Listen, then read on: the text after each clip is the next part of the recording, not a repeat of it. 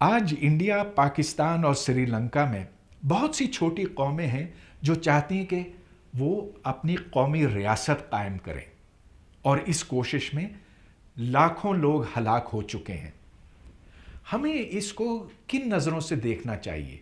اگر ہم یہ بات تسلیم کریں کہ تمام انسان برابر ہوتے ہیں اور کہ کوئی تعصب اور تنگ نظری نہیں ہونی چاہیے، کوئی سرحدیں نہیں ہونی چاہیے، تو پھر کیا ان کی جد و جہد کی ہمیں حمایت کرنی چاہیے یا اس کی مذمت کرنی چاہیے؟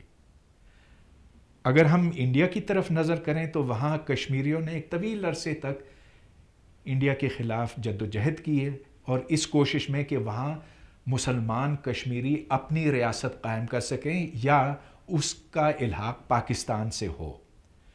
لیکن صرف کشمیری نہیں، وہاں ناگا، میزو اور تریپوری بھی ہیں۔ پاکستان میں بلوچ نے ایک طویل عرصے سے وفاق کے خلاف جد و جہد کی ہے، اور ان کی خواہش یہ ہے کہ ایک بلوچ قومی ریاست بنے۔ اس کو بہت سختی سے دبایا گیا ہے اور آج بھی دبایا جا رہا ہے۔ سری لنکا میں سینہالیز نے بالآخر تاملوں کو شکست دی اور یوں وہاں کی خانہ جنگی ختم ہوئی۔ اس سے پہلے کہ ہم اس بات پر کوئی رائے قائم کر سکیں، ہمیں یہ جان لینے کی ضرورت ہے کہ قوم ہے کیا۔ ایک قوم کی پہچان مختلف چیزوں سے ہوتی ہے۔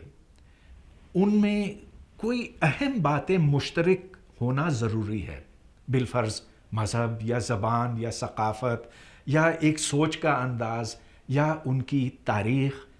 لہٰذا جب یہ چیزیں مشترک ہوتی ہیں تب آپ یہ کہہ سکتے ہیں کہ یہ ایک قوم ہے۔ لیکن یہ ضروری نہیں ہے کہ قوموں کا آپس میں کوئی تصادم ہو۔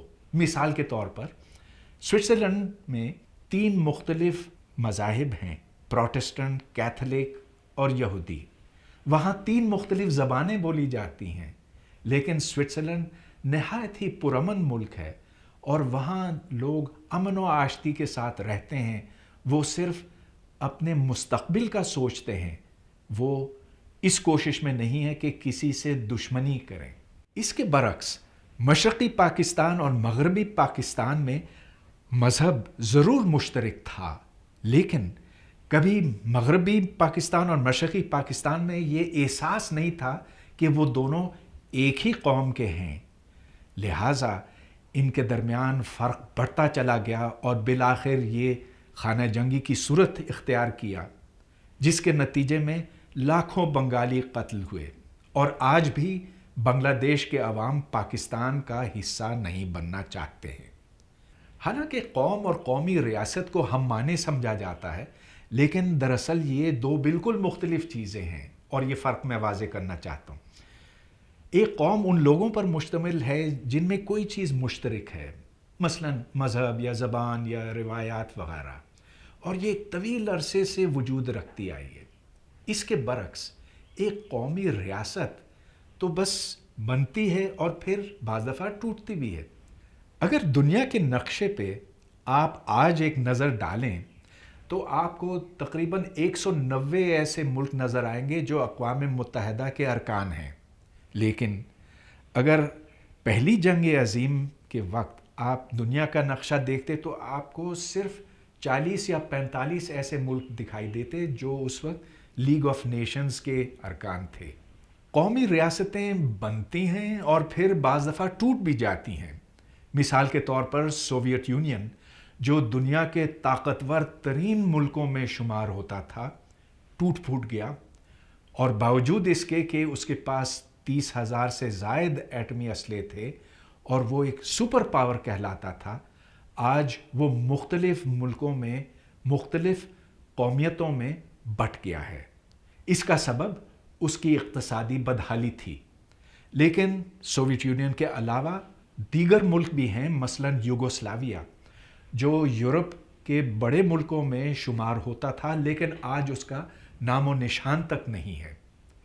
اس کے برعکس قومیں ختم نہیں ہوتی۔ مثال کے طور پر فلسطین کی قوم لیجیے، باوجود اس کے کہ آج ان کے پاس کوئی ملک نہیں ہے اور وہ بکھرے ہوئے ہیں، کچھ مختلف عرب ملکوں میں ہیں، کچھ امریکہ میں ہیں، کچھ یورپ میں ہیں، لیکن کوئی یہ نہیں کہہ سکتا کہ وہ ایک قوم نہیں ہے.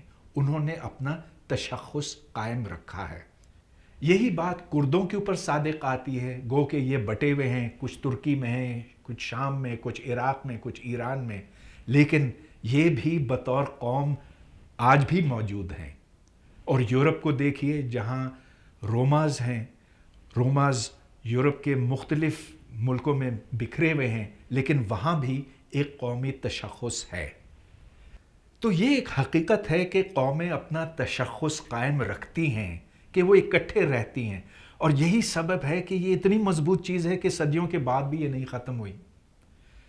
بعض دفعہ پھر ان میں قوم پرست بھی پیدا ہوتے ہیں، اور پھر وہ اپنی قومی ریاست کا مطالبہ بھی کرتے ہیں. کیا یہ اچھی بات ہے کہ بری؟ اس پر ہمیں سوچنے کی ضرورت ہے، اس واسطے کہ انسان تو بنیادی طور پر ہر جگہ ایک ہی جیسے ہوتے ہیں. ان کے درمیان اگر آپ دیواریں کھڑی کرتے ہیں تو اچھی بات تو نہیں ہے. اگر آپ ایک قوم کو دوسری قوم سے جدا کرتے ہیں، اپنی الگ ریاست بناتے ہیں، تو اس سے لوگوں میں نفرتیں بھی پیدا ہو سکتی ہیں، پھر اس کی وجہ سے جنگیں بھی چھڑ سکتی ہیں. کیا اس کا مطلب یہ بنتا ہے کہ جہاں جہاں قوم پرست جد و جہد کر رہے ہیں ہم ان کو برا کریں، ان کی مذمت کریں؟ نہیں، ایسے بھی نہیں. ہاں، قوموں کا الگ ہونا اچھا نہیں ہے، لیکن بعض دفعہ یہ ایک ضرورت بنتی ہے، اس لیے کہ جب وفاق، جب ایک ریاست کے کرتا دھرتا، اس کے لیڈران چھوٹی قوموں کو نشانہ بناتے ہیں، یا ان کا حق چھینتے ہیں، یا ان کو کمتر سمجھتے ہیں، یا ان کو برابر کے حقوق نہیں دیتے، تو ہاں پھر چھوٹی قومیں تو اٹھ کھڑی ہوتی ہیں. اور باوجود اس کے کہ یہ ایک اچھی بات نہیں ہے کہ وہ الگ ہونا چاہتے ہیں، لیکن بعض دفعہ قدرتی طور پر ہماری ہمدردیاں پھر ان کی طرف ہو جاتی ہیں. جو خوشی کی بات ہے میرے خیال میں وہ یہ کہ آج دنیا میں لوگ زیادہ سے زیادہ اشتراک کرنے لگے ہیں اور ایک دوسرے کے ساتھ رہنے سہنے کا سلیقہ ڈھونڈ رہے ہیں. اور یہی وجہ ہے کہ آج دنیا کے حالات آج سے 100 سال پہلے یا 200 سال پہلے کے مقابلے میں بہت بہتر ہے. ایک بڑی خوبصورت کتاب ہے اسٹیفن پنکر کی، the better angels of our nature, جو ثابت کرتی ہے کہ آج جنگ و جدل کم ہے پچھلے زمانوں کے مقابلے میں. اور اس سے ہمیں یہ امید ہوتی ہے کہ دنیا کے سارے لوگ عقل و فہم کے استعمال سے جنگ و جدل کو چھوڑ کر امن و اشتراک کی طرف آئیں گے. یہ ہم سب کی امید ہے.